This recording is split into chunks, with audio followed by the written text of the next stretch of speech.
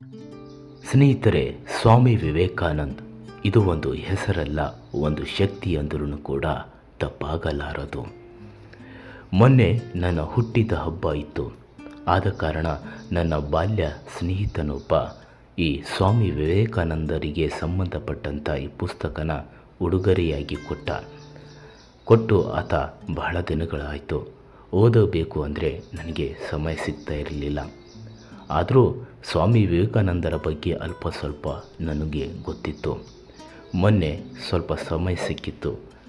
ಒಂದು 10 ಪುಟಗಳನ್ನು ಓದಿದ್ದೆ.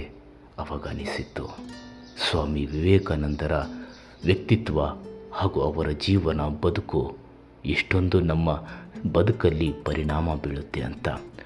ನಿಜವಾಗಲೂ ಸ್ನೇಹಿತರೆ, ಸ್ವಾಮಿ ವಿವೇಕಾನಂದರು ಒಬ್ಬ ಸಾಮಾನ್ಯ ಮನುಷ್ಯ ಆಗಿರಲಿಲ್ಲ. ಅವರು ಒಬ್ಬ ಮಹಾನ್ ವ್ಯಕ್ತಿಯಾಗಿದ್ದರು. ಅವರಲ್ಲಿ ಅಪಾರವಾದ ಜ್ಞಾನವಿತ್ತು, ಅಪಾರವಾದ ಶಕ್ತಿ ಇತ್ತು. ಆ ತೇಜಸ್ಸು ಅವರ ಮುಖದಲ್ಲಿ ನಾವು ಕಾಣಬಹುದು.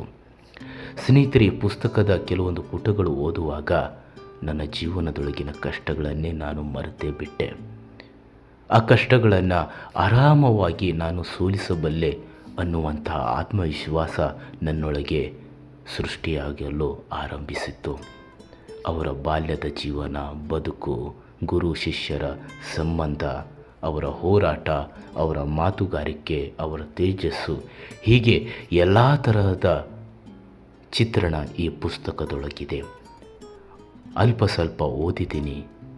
ಆಗಲೇ ನನ್ನೊಳಗೆ ಒಂದು ಪಾಸಿಟಿವ್ ಥಿಂಕಿಂಗ್ ತುಂಬಾ ಸೃಷ್ಟಿಯಾಗಿದೆ ಸ್ನೇಹಿತರೆ. ನಿಜವಾಗಲೂ ಈ ಪುಸ್ತಕ ನನ್ನ ಬದುಕಲ್ಲಿ ಒಂದು ರೀತಿಯ ಬದಲಾವಣೆ ಆಗೋದಕ್ಕೆ ಕಾರಣ ಆಗೋದಂತೂ ಸತ್ಯ ಅಂತ ನಾನು ಹೇಳಬಲ್ಲೆ.